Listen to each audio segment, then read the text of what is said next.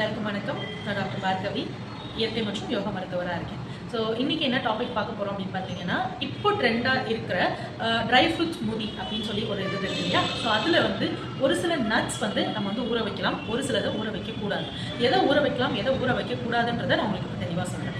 So ஊற வைக்கலாம் அப்படின்றது வந்து பார்த்திங்க அப்படின்னா, பாதாம் பருப்பு, முந்திரி பருப்பு, உலர் திராட்சை, இது மூணையும் நம்ம வேணால் ஊற வச்சுக்கலாம்.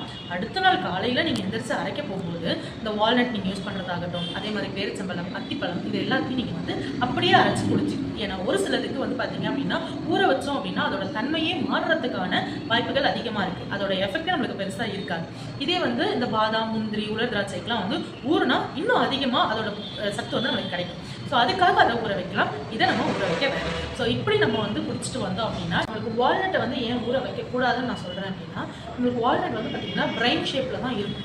அதை உடச்சி அதை இதை வந்து உடச்சி பார்த்தோம் அப்படின்னா உள்ளே வந்து உங்களோட பிரைன் மாதிரி இருக்கும். ஸோ பிரைன் மாதிரி இருக்கிறதுல வந்து பார்த்திங்க அப்படின்னா உள்ளே வந்து ஏர் கண்டென்ட் இருக்கும்.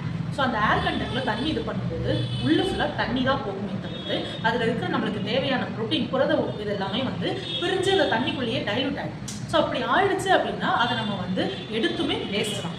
ஸோ அதே மாதிரி தான் பேரிச்சம்பழத்துக்கும் சரி, அத்திப்பழத்துக்கும் சரி. அத்திப்பழம் வந்து பழமாக இருக்கும்போதே ஆல்ரெடி நம்மளுக்கு வந்து எல்லாமே இதாக தான் இருக்கும். அதையே நம்ம ட்ரை பண்ணி தான் நம்ம சாப்பிடுவோம். மோஸ்ட்டாக நம்ம என்ன பண்ணுறோம், ட்ரை பண்ணி அதை வந்து நம்ம வந்து ஒரு ரவுண்ட் ஷேப் கொண்டு வந்து அதுக்கப்புறம் தான் அதை எடுத்துக்கிறோம். அதை மறுபடியும் நீங்கள் தண்ணிக்குள்ளே போட்டு அதோட ஸ்ட்ரென்த்தை நீங்கள் எடுத்துட்டீங்க அப்படின்னா அது எடுத்துக்கிறதும் ஒன்று, நீங்கள் எடுத்துக்காமல் வெறும் சக்கையை சாப்பிட்றதும் ஒன்று. ஸோ இதனால் இதை மட்டும் கொஞ்சம் மாற்றிக்கணும்.